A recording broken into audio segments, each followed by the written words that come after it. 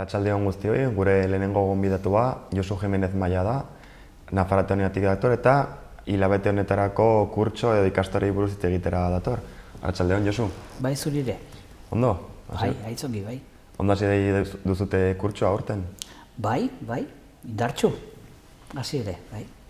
Eta suposatzen dut hainbat aktibitate edo ikastaro programatuta daukazutela hurrengo asteetarako, ezta? Bai, hurrengo asteetarako ez ezik, hurrengo hilabetetarako ere bai, ze normalean plangintza egin behar da, batez ere, gauzak taxuz egin ahal izateko, eta bai, baditugu gauza haunitz eta askotarikoak. Eta, agian laizter egingo den kontu baten berri eman nahi nuke, bada liburu baten aurkezpena. Atzerrian izeneko liburua. Nerea Balda izeneko neska batek egindako novela, eta hori aurkeztuko dugu datorren asteko ostegunean, 19an, eta arratsaldeko 7:00 Karrikirin. Nerea Balda bada Altsasuko institutuko irakaslea, berez Iruntzungoa da, eta Iruñeko udalak antolaturiko lehiaketetan sari bat baino gehiago eskuratua du.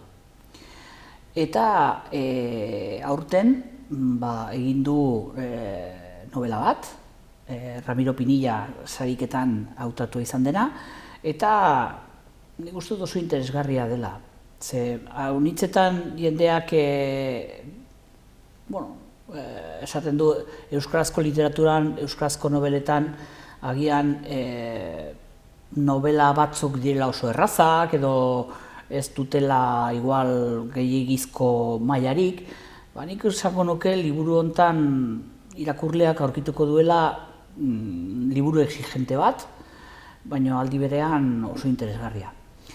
Eta aurkeztu egin zen Bilbon, Ramiro Pinilla saria eman ziotelakoz, baina Nafarroan ez zen aurkeztua, eta ene ustez behar da sustatu, eta orduan Ateneoaren babesarekin egingo dugu Karrikiri elkartean, eta nik espero dut interesgarri izatea. Ateneokide ere baden Ines Kastiellak egingo du elkarrizketa, eta guztiz gomendagarria. Hori datorren asteko ostegunean. Ea jende animatzen den bertaratzera eta pixkat ere liburuaz jabetzera, ezta? Hori da, nik irakurria dut, eta horren ez dut spoilerren egingo, baina, bada itzultzaile bat lortu du lanpostua, orain atzerrian da, baina bere bizian badira gorabeherak eta nik uste dut interesgarria dela. Horretaz aparte, hilolenetarako ere ikastaro bat antolatuta daukazute, hizkuntza eta hezkuntza elkarren laguntza, ezta? Bai, bada urtero antolatzen du irailean Nafarroako Unibertsitateen udako ikastaroen barruan, beti antolatzen dugu ikastaro bat guk Urrutiko Unibertsitatearekin batera, UNED delakoarekin batera, eta hor badugu Ateneokide den Ekaitz Santa Zilia, eta berak antolatzen du eta ikastaro hori zuzentzen du. Izan ere, badakigu jendeak uda eta gero gauza honitz duela buruan, baina daukagun denbora mugatua da, ez? Eta orduan saiatzen gara ikastaro bat antolatzen jendeak indarrik duelarik, ez? Eta orduan irailaren ondarrean, Iruñeko Kondestablean egingo da ikastaro hori. Eta nik uste dut oso interesgarria dela, ez? Izan ere, Cummins hizkuntzalariak aspaldin gaztigatu zigun gizan, irakasle guztiok ezer baino lehen bagara hizkuntz irakasleak, ez? Eta orduan behar da diskursoa, berbaldia eta erregistro hori behar da landu. inor ez da ikasia jaiotzen, ez da ama hizkuntzan ere, eta irakaskuntzan behar dituzu baliabide batzuk zure lana egiteko, hizkuntz baliabideak, ezta? Eta, nik uste dut oso interesgarria den ikastaroa dela, hizkuntza eta hezkuntza elkarren laguntza, deitzen dena, prezio erabat simbolikoa da, ez? Jarri du, gaina prezio simbolikoa zen, bakigu jendea haunitzetan animatu egiten dela, baina gero bertze bila gauza duela buruan, igual bazter, ez, 15 euro, baina batez ere ager zaitezen. Izena eman duzun horrek, behin izena eman duzula, behar duzu agertu, ez? Eta, 2 eguneko ikastaroa da, lehenbizikoan ostegunean Itziar Elortza egongo da, Itziar Elortzak asko dauka idatzita eta hizkuntzen irakaskuntzan, inglesaren irakaskuntzan referente bada, eta ostiralean egongo da Unai Arellano, ikastolen elkartekoa, eta Bustintxuri eskolako Uarte, ez naiz horitzen bere izenaz, barkatuko didazu, nahiago dut ongi erran, eta ez hanka sartu, badakit Uarte duela abizena, baina naiz izenaz horitzen eneko, bale? Orduan, ez dira asko dakiten teorikoak, jakintza lapikoak, baizikan praktikatik ere asko dakitenak, eskarmento handiko profesionalak, eta nik uste dut oso interesgarria dela. 2 eguretako ikastaroa besterik ez, nolabait pilak jartzeko eta jantzteko, eta ikasturteari ekiteko gogoz eta adorez. Irailaren 26 eta 27 izango da. Bai. Eta kondestablen, ez da?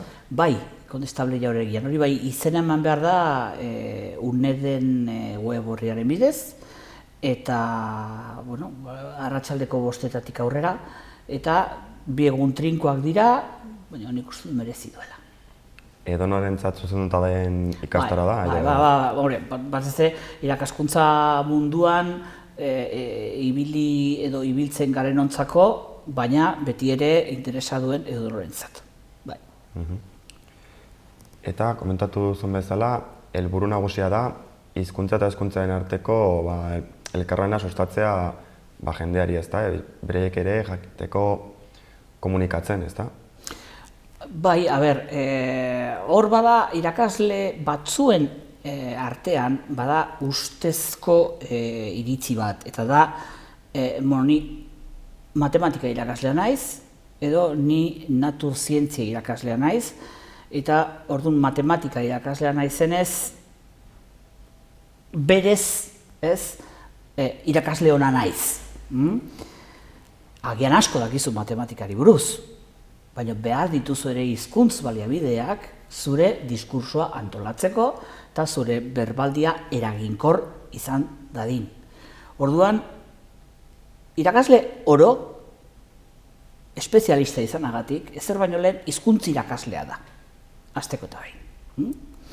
Eta hori sartu behar zaigu buruan, eta batzutan ez da erresa izaten. Batez ere, bigarren hezkuntzako irakasle batzuek pentsatzen dute, nik asko dakit naturzientziei buruz, orduan naiz eta nire euskara apala izan berdin du.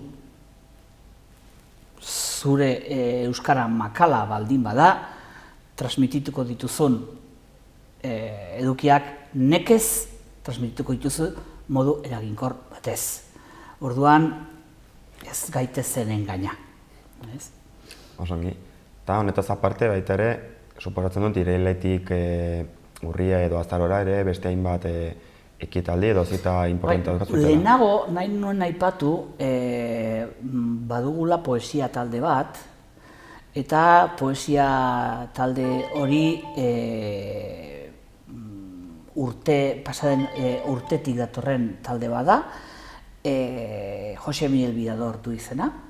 Jose Miguel Bidador duela 9 urte hil zitzaigun idazlea, dantzaria, ikerlaria eta laguna ere bai, eta berak bazuen Utxeaneko Azkurria izeneko poema liburu bat, eta Ateneoaren babesean, Ateneoaren Nabaroan, poesia talde bat, euskarazko poesia talde bat antolatzea deliberatu genuen, iaz jarri genuen abian, eta aurten berriro ikasturte honetan ekinen diogu. Eta eginen dugu estraineko bilera 24an. Normalean biltzen gara 6-7 lagun, eta naiz eta batzuk Ateneoko kideak izan, zabalik dago interesa duen edonorentzat. Barainain etorbidean dugu egoitza eta interesa duen edonork parte har dezake doakoa da. Eta talde horretan normalen biltzen gara hilabetean behin, eta bilera batean aukeratzen dugu euskara sortutako olerki bilduma bat, euskara sortutako olerkari bat, eta hurrengoan aukeratzen dugu euskarara ekarritako poesia bat, edo egile bat, poeta bat. Oraingo hontan bilduko gara Castillo Suarezen Irautera izeneko liburuaren aitzakiatan. Aitzakiatan diot ze ez dugu bakarrik hitz egingo bere azkeneko liburu hortaz. Castillo Suarez aski ezaguna da, Altsasorra eta nik estimo handitan dudan poeta, aspaldi handian atera zuen bere espan poemak eta beste batzuk, eta orai Elkar argitaletxearekin atera du Irautera izeneko liburu bat, eta gure asmoa bada egitea gure eguneroko prosaiko hortan, egitea geldialdi poetiko bat, hilabetean behin euskarazko poesia gozatzeko, Ez dut zehazki goguan zein liburutan esaten zuen Castillok poesia badela autobus bat Altsasutik Iruñera etortzen dena. Eta, oraingo hontan autobus hori etorriko da eta Ateneoan egingo du geldialdia. Eta, talde hori